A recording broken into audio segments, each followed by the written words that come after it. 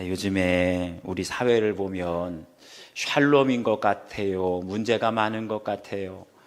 제가 뉴스를 보기가 참 두렵습니다. 샬롬은 온데간데 없이 사라지고 참 문제가, 우리 사회가 뭔가 심각한 문제가 생겼다. 우리 사회에 뭔가 심각한 게 무너졌다. 그런 생각을 지울 수가 없어요. 신림동에서 시작해서 서현역까지 묻지마 살인사건이 일어나고, 학교에서는 계속해서 또 교사들을 폭행하는 무서운 사건이 일어나고, 집에 들어오면 또 어때요? 아파트 층간소음이라 그래가지고 분노를 조절하지 못해서 온갖 끔찍한 폭행 사건이 일어나죠. 이런 문제들에 대해서 고민하고 기도하다가 문득 마음속에 떠오르는 책이 한 권 있었어요. 고든 맥도널드 목사님이 쓰신 내면 세계의 질서와 영적 성장이라는 책입니다. 아주 오래전에 나온 책인데, 근데 요즘 최근에 개정판이 나왔어요. 이 책에서 고든 맥도널드 목사님은 직접적으로 언급하신 건 아니시지만, 우리 사회에, 우리 가정에 곳곳에서 일어나는 사건들이 왜 일어나느냐, 그건 바로 우리 내면 세계의 질서가 붕괴가 되어서, 우리 내면 세계가 무너졌기 때문에 이런 사건들이 일어난다는 거예요. 그래서 이 책에서 우리의 내면 세계가 왜 중요한지 다음과 같이 설명을 합니다. 배는 조종실에서 질서가 유지될 때 안전한 항해가 보장되듯 생명의 근원인 우리의 내면이 잘 지켜질 수 있도록 항상 힘쓰고 노력할 때 삶의 침몰이 일어나지 않는다.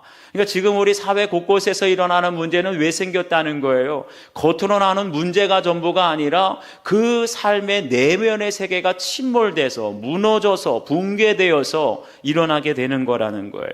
그래서 내면 세계는 정원과도 같아서 잘 가꾸면 아름다운 안식처가 되지만 방치하면 가시덤불로 뒤덮인 폐허가 될 것이다. 대부분의 사고를, 범죄를 일으키는 사람들은 내면 세계가 어떻다는 거예요? 아름다운 정원이 아니라 폐허처럼 무너졌기 때문에, 방치되었기 때문에 결국 그런 범죄가 일어난다는 것이지요. 그래서 이 책에서 저자는 내면 세계라는 크나큰 갈등의 전쟁터에 어떻게 하면 질서가 잡힐 수 있을까? 우리 내면 세계의 질서가 잡히는 것은 철저히 하나님과의 바른 관계에 있다는 것을 강조합니다. 내면 세계가 잘 정돈이 되면 우리의 외적인 모습, 목사님은 공적인 삶이라 그래요. 내적인 세계가 잘 질서가 잡히면 외적인 공적인 삶이 정돈이 되고, 그러한 변화가 일어나게 될 때 많은 사람들이 주께 돌아오는 역사가 일어나게 될 줄 믿습니다. 그래서 오늘 주시는 말씀을 통해서 많은 사람이 주를 믿더라, 이 제목으로 함께 은혜 나누겠습니다. 첫 번째는 삶의 자리를 잘 정돈해야 합니다. 32절과 33절 말씀 함께 읽겠습니다. 시작. 그때 베드로가 사방으로 두루 다니다가 루다에 사는 성도들에게도 내려갔더니 거기서 애니아라 하는 사람을 만나매 그는 중풍병으로 침상 위에 누운 지 8해라. 아멘. 여기 보니까 그때에 베드로가 사방으로 두루 다니다가 라고 했는데, 그때가 언제냐? 바로 지난주에 살펴봤던 것처럼 온 유대와 갈릴리와 사마리아 교회가 평안하여 든든히 세워져 갔다. 한마디로 교회가 부흥하게 되었다는 거지요. 그런데 그때 베드로는 예루살렘에만 머물다가 드디어 예루살렘을 떠나서 지중해 해안 지역으로 두루 다니며 복음을 전하게 되는데, 어디까지 가게 되느냐? 루다에 사는 성도들에게도 내려가게 돼요. 그런데 이 루다에서 누구를 만나게 되느냐? 바로 애니아라 하는 사람을 만나매 그는 중풍병으로 침상에 누운 지 8해라. 베드로가 여러분 루다의 애니아라는 사람을 만나기 위해서 간 것이 아니에요. 복음을 전하기 위해서 두루 다니다가 거기에서 침상에 누워있는 애니아를 만나게 된 것입니다.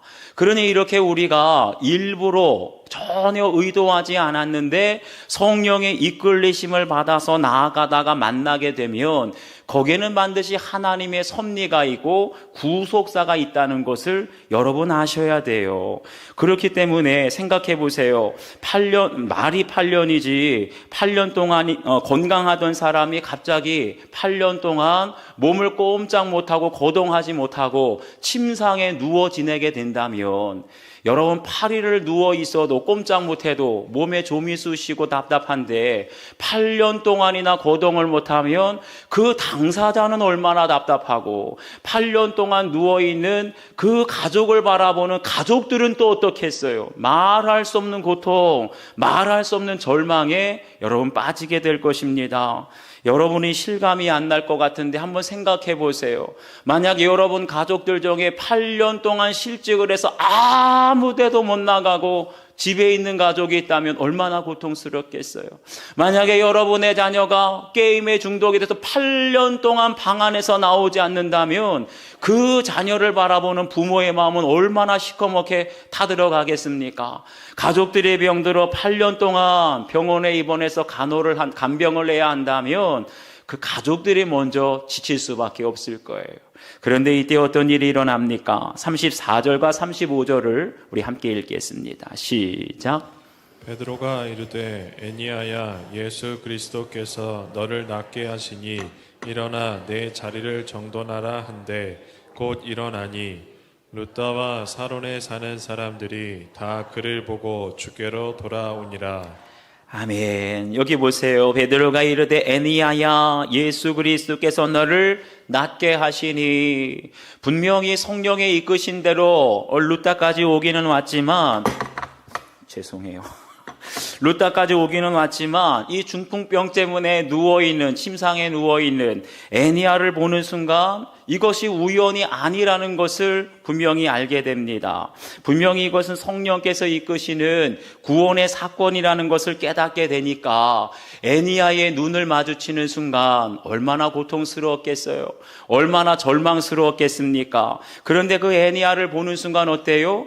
애니야를 고치기를 원하시는 예수님의 마음이 너무나 강하게 부어지게 된 줄 믿습니다. 사랑하는 여러분, 저희들에게도 이러한 예수님의 마음이 부어지게 되기를 간절히 축복합니다.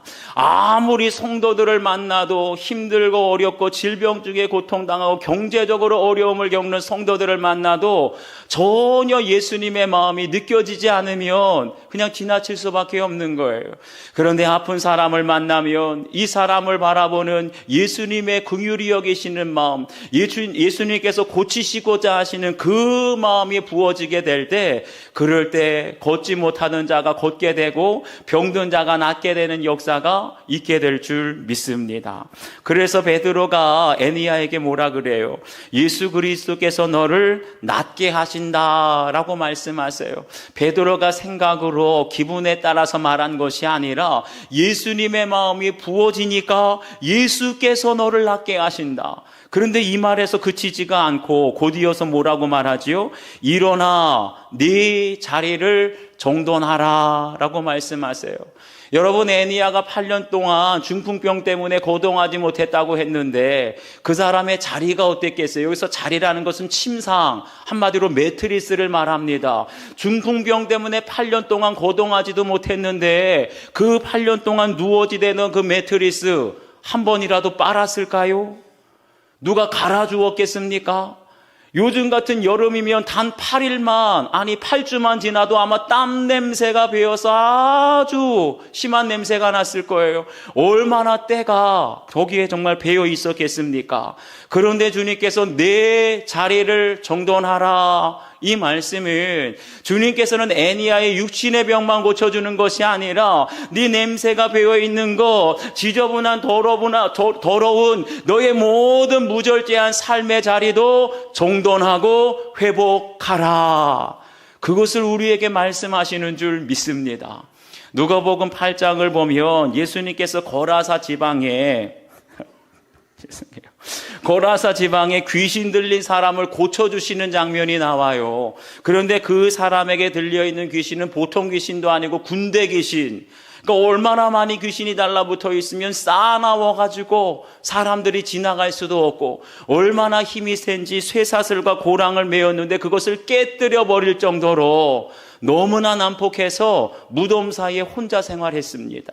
몇 날 며칠을 생활했는지 알 수는 없지만 그 사람이 제대로 먹지도 못하고 제대로 입지도 못하고 아무도 접근할 수 없으니 그 사람의 몰골이 과연 어땠을까요, 여러분? 제가 예전에 부목사 생활 시절에 신내림을 받은 전직 무당이 교회 등록을 했어요. 그래가지고 그냥 혼자 생활 열심히 하시지 왜 신내린 무당이 등록 신방을 또 해달라 그런대요. 사람들이 다 안 가겠대요. 거기는 다른 데는 나갔는데 신내렸다 그러니까 안 가겠다는 거예요. 그래도 와달라고 하니까 안 갈 수가 없어서 기도 많이 하시는 권사님들을 데리고 마음을 굳게 먹고 무슨 말을 하더라도 달려들더라도 예수님의 이름으로 물리치리라 그러면서 갔는데 문을 여는 순간 저도 몰랐지요. 무당으로 지냈던 사람이 신내린 사람들이 집이 어떨지. 문을 여는 순간 제 코를 찌르는 냄새, 술 냄새, 찌든 냄새, 뭔가 설명할 수 없는 냄새가 코를 찔러요. 그리고 집안에 발을 내밀고 내딛고 둘러보게 되는데 몇 날, 며칠, 몇 달 동안을 청소를 안 했는지 얼마나 지저분하고 얼마나 더러운지 귀신이 나올 수밖에 없겠더라고요. 여러분, 귀신은 어떤 사람을 좋아하는 줄 아세요? 냄새나고 더럽고 지저분하고 무절제한 사람, 그런 사람이 딱 귀신 들리기 좋겠다, 귀신 들릴 수밖에 없겠다, 그것을 깨달았어요. 그런데 예수님께서 이 군대 귀신 들린 사람에게 명하니까 귀신이 떠나가게 되니까 어떤 일이 일어나죠? 귀신 나간 사람이 옷을 입고 정신이 온전하여 예수의 발치에 앉았더라. 귀신에 사로잡혀 있을 때는 옷도 안 입었어요. 정신이 나간 사람처럼 무절제하게 생활했는데 귀신이 나가게 되니까 정신이 온전하여지고 내면 세계의 질서가 잡히게 되니까 옷을 벗었던 사람이 옷을 입고 단정한 삶으로 변화되는 줄 믿습니다. 여러분, 이게 믿음이에요. 그러니까 믿음은 한마디로 뭐지요? 믿음이라는 건 한마디로 삶이 정돈되는 것입니다. 죄로 얼룩지고 헝클어졌던 우리의 삶이 예수 그리스도의 십자가의 보혈로 깨끗하게 씻겨지게 될 때 삶이 정돈되는 줄 믿습니다. 그럴 때 나태했던 사람은 나태했던 삶이 정돈이 되고 무절제하게 그냥 충동적으로 살았던 삶이 충동이 정돈이 되고 욕심과 정욕에 이끌려서 허우적대던 사람의 정욕과 욕심이 정돈이 되고 나의 이기심과 교만함, 잘못된 감정 때문에 만나는 사람마다 가정에서건 직장에서건 교회에서건 관계가 다 깨어졌던 사람이 예수님의 보혈로 우리의 마음이 씻겨지게 될 때 깨어진 관계가 정돈이 되고 회복이 될 줄 믿습니다. 이렇게 우리의 속 사람이 정돈이 되고 외적인 모습까지도 변화가 일어나게 되니까 어떻게 되죠? 다 그를 보고 주께로 돌아오니라. 그러니까 8년 동안 중풍병에 씻지도 정돈되지도 않으니까 아무도 그 사람 보고 돌아오는 사람이 없었는데 이제 예수님을 만나고 병이 고쳐지고 삶의 자리가 정돈이 되니까 그 사람을 바라보고 많은 사람이 주님께 돌아오고 구원의 역사가 있게 된 줄 믿습니다. 우리도 마찬가지죠. 아무리 교회를 다녀도 무절제하고 아무리 교회를 다녀도 충동적으로 살고 아무리 교회를 다녀도 욕심과 정욕에 빠져 살게 되면 우리를 보고 돌아오지 않아요. 그런데 우리의 마음이 정돈이 되고 우리의 겉모습이 변화가 될 때 불신 가족들이 돌아오게 되고 불신 자녀들이 돌아오는 역사가 있게 될 줄 믿습니다. 한번 적용해 보세요. 내가 믿음의 지체들에게 알려서 고침받아야 할 오래된 이 8년 중풍병처럼 오래된 상처와 아픔은 무엇입니까? 어떤 사람은 중독일 수 있어요. 게임 중독, 도박 중독일 수도 있고 어떤 사람에게는 굉장히 무기력한 삶일 수도 있습니다. 오픈하세요. 나누셔야 됩니다.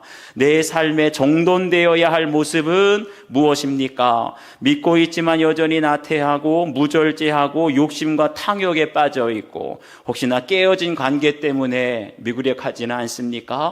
다시 한번 예수님을 여러분 마음에 모시세요. 주님과 동행하게 될 때 반드시 일어나 자리가 정돈되는 역사가 있게 될 줄 믿습니다.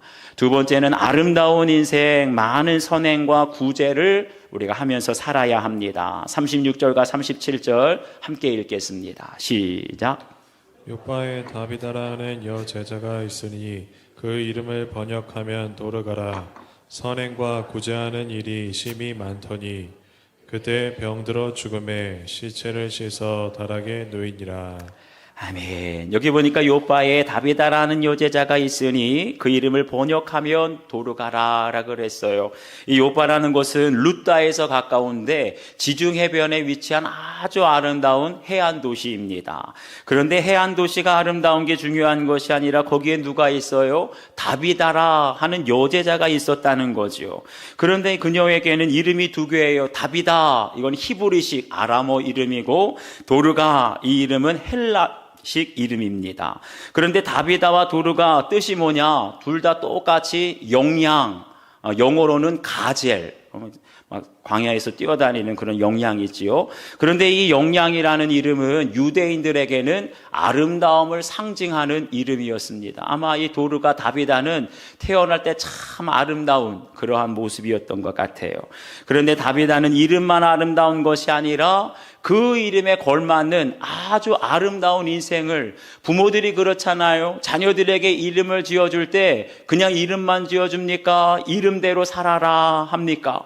저도 저희 부모님이 김진, 떨칠 진짜예요. 너는 정말 주님을 떨치고 주님의 영광을 떨치며 살아라. 그러면서 제가 그 이름대로 살아야 되지 않겠어요? 그럼 마찬가지로 이 다비다, 도르가도 부모가 지어준 대로 아름다운 인생을 살았다는 거지요. 무엇을 보고 알 수 있느냐? 여기에 보면 선행과 구제하는 일이 심히 많더니 라고 말하고 있어요. 그냥 선행과 구제를 많이 했다고 할 수 있는데 심히 많다. 이 말은 가득 차서 계속 흘러넘치는 삶을 살았다라는 뜻입니다.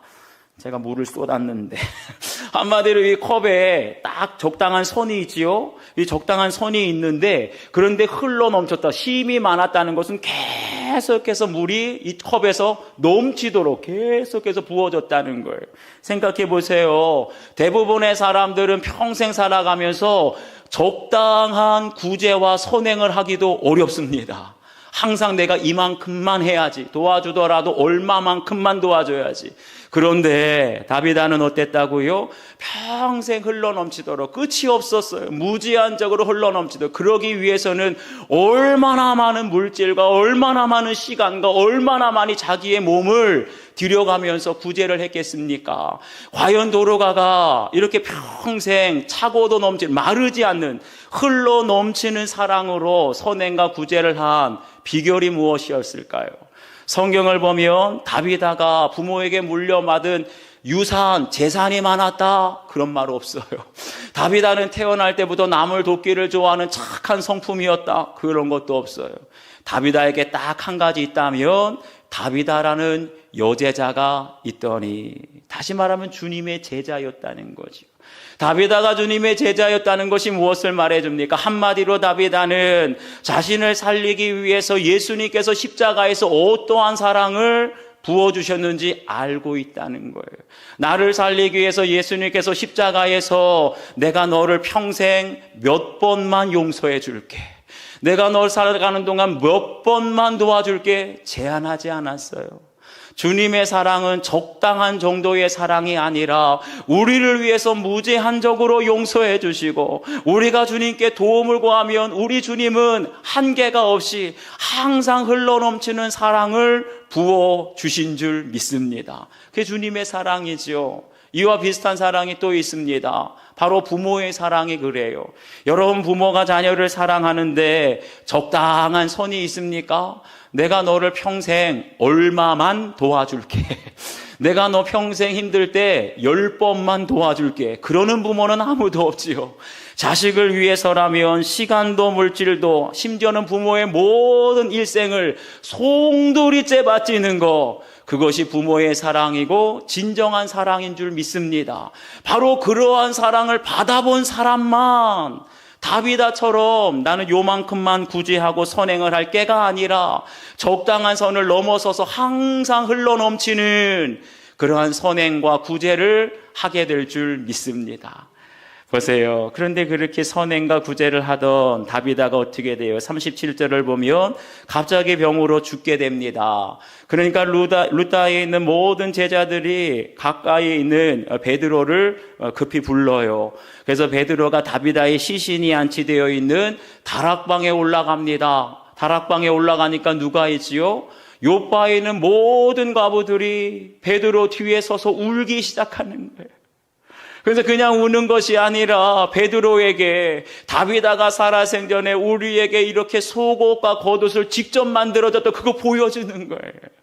여기서 속옷과 겉옷이라는 말은, 속옷은 그냥 일반적인 옷을 가리킨다면 중동 지방에서 겉옷은요 그냥 옷이 아니에요. 때로는 이불이 되기도 하고 때로는 햇빛을 가려주는 일종의 망토 역할을 하는, 그래서 비싸요.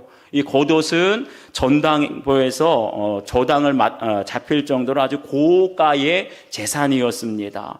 그러니 다비다가 주로 어떤 사람을 위해서 속옷과 겉옷을 만들어줬겠어요? 가난한 과부들, 소외된 과부들, 의지할 데 없는 힘없는 과부들을 위해서 속옷만 만들어준 것이 아니라 겉옷까지 만들어주니 그 과부들이 다 베드로 앞에서 울면서 우리를 위해서 다비다가 이렇게 사랑해 주었는데, 흘러넘치는 사랑으로 평생 우리에게 속옷과 겉옷을 만들어 주었는데, 여러분 그 속옷과 겉옷이 무엇이지요? 한마디로 다비다가 평생 아름다운 인생을 살아왔다는 생생한 증표가 되는 줄 믿습니다. 여러분, 어떤 사람이 평생 참 잘 살았다, 아름다운 인생을 살았다, 그거 언제 보면 알 수 있지? 어디에 가면 알 수 있지요? 그 사람의 장례식장에 가면. 그러면 그 사람이 어떻게 살아왔는지를 알 수가 있어요. 그런데 다비다가 죽자 다비다의 장례식에 가족도 아니에요, 형제나 혈육도 아니에요, 나랑 피 한 방울 섞지 않은 요바에 있는 과부들이 다 와서 다비다가 너무나 그리워요. 다비다가 우리를 얼마나 사랑했는지, 그래서 다비다를 위해서 울고 있어요. 이것이 바로 아름다운 인생의 징표인 줄 믿습니다. 오늘 말씀 묵상하면서 문득 제 자신의 장례식, 우리도 언젠가는 다 다비다처럼 죽지 않겠어요? 내 코끝에서 호흡이 떠나가게 되어지고 내가 마지막 죽게 될 때, 장례를 하게 될 때 과연 사람들은 나를, 김진이라는 사람을 어떻게 기억할까를 생각해 봤습니다. 목회를 하다 보면 목사라는 직분상 많은 장례식을 집례하게 되는데 다 비슷할 것 같지만 다 똑같지는 않더라고요.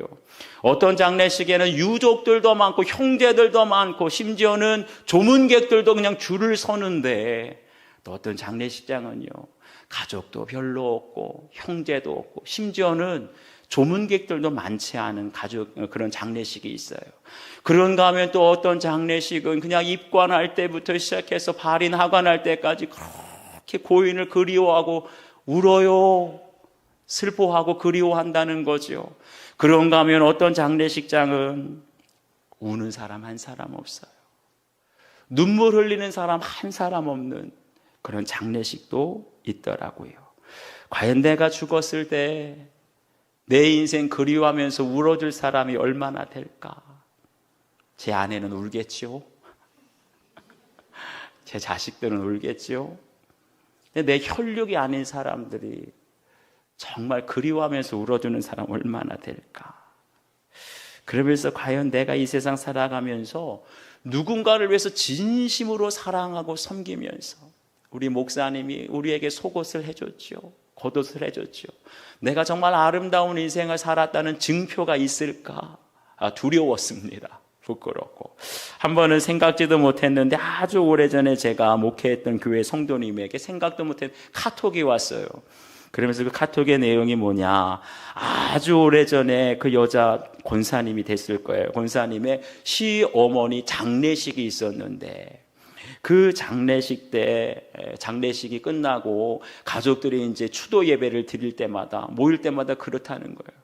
우리 어머니 장례식 때 그 목사님이 참 은혜롭게 예배를 인도했다고. 그래서 항상 모일 때마다 고맙게 감사하게 기억하고 있다는 거예요. 제가 그 말을 듣고 깜짝 놀랐어요. 왜냐? 기억이 안 났거든요. 저는 기억이 나지 않는데 누군가에는 그게 너무나 고맙게 감사하게 기억하고 연락을 해주는 것에 깜짝 놀랐습니다. 그러면서 주님께서 제 마음속에 깨닫게 해주신 것, 교회가 아무리 크게 부흥한다고 기억할 사람은 없어요.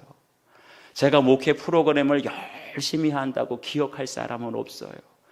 그런데 슬퍼하는 사람들과 진심으로 함께 울어줄 때, 정말 기쁜 일 있는 사람들과 내 일처럼 정말 기뻐해 줄 때, 마음이 가는 사랑의 목회를 하게 될 때 바로 그 사랑을 기억하는 줄 믿습니다. 그래서 앞으로는 정말 마음이 가고 사랑으로 하는 목회를 해야 되겠다라는 적용을 해봤어요. 한번 여러분도 적용을 해보세요. 누군가에게 계속해서 흘러넘치는 힘이 많은 사랑을 받아본 적이 있습니까? 만약 내가 죽는다면 얼마나 많은 사람들이 나를 위해 슬퍼하며 울어줄 것 같은지, 그때 우리 다비다가 우리를 위해 속옷과 겉옷을 해줬다, 정말 아름다운 인생을 살았다고 하는 증표가 여러분에게 혹시 있을지 한번 묵상해 보시고, 지금부터라도 우리의 마지막을 생각하면서 이제는 나만을 위해서, 내 가족만을 위해서 살아가는 것이 아니라 많은 사람들에게 사랑을 베풀면서 살아가시길 축복합니다. 세 번째는 겸손한 자세로 기도해야 합니다. 39절과 40절 함께 읽겠습니다. 시작. 베드로가 일어나 그들과 함께 가서 이르매 그들이 데리고 다락방에 올라가니 모든 과부가 베드로 곁에 서서 울며 도르가가 그들과 함께 있을 때에 지은 속옷과 겉옷을 다 내보이거늘 베드로가 사람을 다 보내고 무릎을 꿇고 기도하고 돌이켜 시체를 향하여 이르되 다비다야 일어나라 하니 그가 눈을 떠 베드로를 보고 일어나 앉은지라. 아멘. 앞에 37절을 보면 죽은 다비다의 시신을 씻어 다락에 누였다라 그랬어요. 또 여기에도 보면 베드로가 일어나 그들과 함께 가서 이르매 그들이 데리고 다락방에 올라가니, 지금 다비다의 시신이 어디 있다고요? 다락방에 있다는 거예요. 여기서 다락이라는 말을 헬라어로는 휘페리온이라고 하는데 문자적으로는 집의 가장 높은 부분이라는 뜻이에요. 특이한 것은 그 당시에 고층 빌딩이 있었겠어요? 단층 아니면 2층 건물이었는데 보통 이 다락방에는 누가 이용하느냐? 여자들이 이용하고 다락방에 올라가기가 불편하거든요. 그리고 남자들은 보통 1층에 생활을 하게 되는데, 그럼에도 불구하고 장례를 치를 때 죽은 시신을 다락방에 안치하는 경우는 없었다는 거죠. 사람들이 불편하니까, 올라가기 내려가기 불편하니까. 그런데 왜 평생 힘이 많은 구제와 선행을 베풀었던 이 다비다의 시신을 1층이 아니라 다락방에 안치했을까? 생각을 해봐야 되죠. 보통 그런 경우가 없는데. 그 실마리가 구약 성경에 나옵니다. 열왕기상 17장을 보면 엘리야가 하나님의 명령으로 온 땅에 기근이 있을 때, 양식이 없을 때 저 사르밧 과부의 집에 머물라고 하면서 양식이 그치지 않게 하시죠. 그런데 오늘날 갑자기 사르밧 과부의 아들이 하나 있는데 아들이 죽게 되는 거예요. 그러니까 엘리야가 그 죽은 아이를 자기 가슴에 품고 자기가 기거하던 다락방으로 올라가서 기도합니다. 하나님, 죽은 아이를 살려 주시옵소서. 간절히 기도하게 될 때 죽은 아이가 다시 살아나는 역사가 있어요. 어디에서? 다락방에서. 그리고 열왕기하 4장을 보면 이번에는 엘리야의 제자였던 엘리사 때 마찬가지로 수넴에 있는 아주 신실한 부부가 살고 있었는데 이 부부에게 아이가 없었어요. 그런데 엘리사가 거주하게 되면서 아들을 낳게 되는데, 하루는 그 아이가 더운 날씨였었는데 내 머리야 딱 2번 하더니 죽는 거예요. 그러니까 부모가 얼마나 허무했겠어. 이 아들을 어떻게 얻은 아들인데 내 머리야 하더니 죽는 거예요. 그러자 그 수넴 여인이 엘리사를 급히 갈멜산까지 가서 불러와. 그 아이가 다락방에 누워 있었는데 그때 엘리사가 다락방으로 올라가서 독특한 행동을 합니다.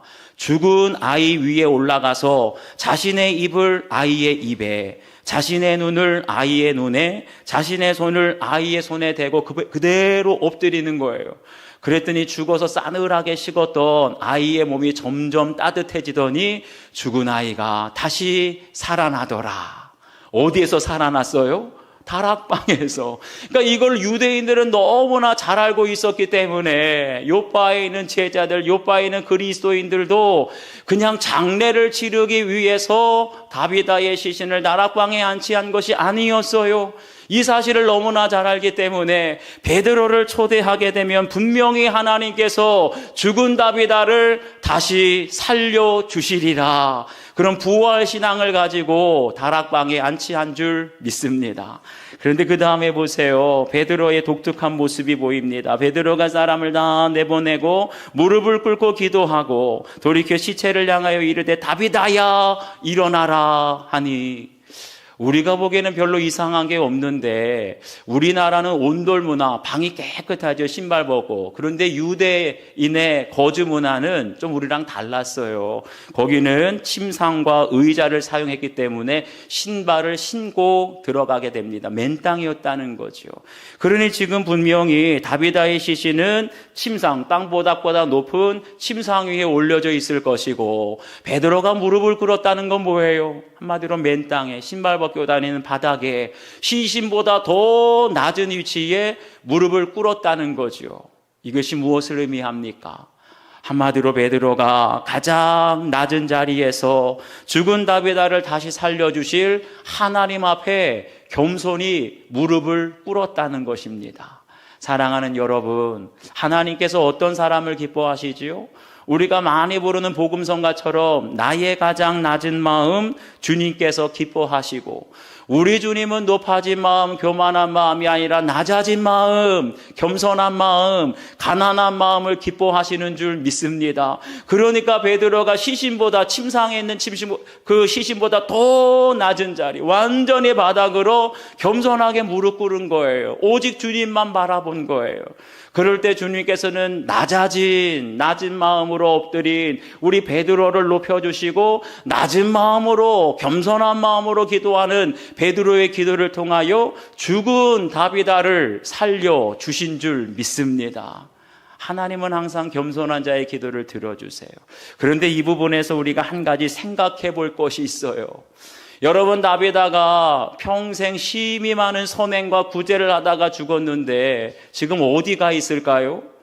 분명히 천국에 가 있지 않겠습니까? 천국은 우리가 다 사모하는 것, 영원한 빛이 있는 것, 얼마나 황홀하겠어요. 모든 길이 다 황금길인데 얼마나 그게 행복하고 기쁘고 영광스러웠겠습니까? 그러던 다비다가 천국에 갔다가 왜 슬픔과 고통에 가득한 이 땅에 내려올 일이 뭐가 있겠어요?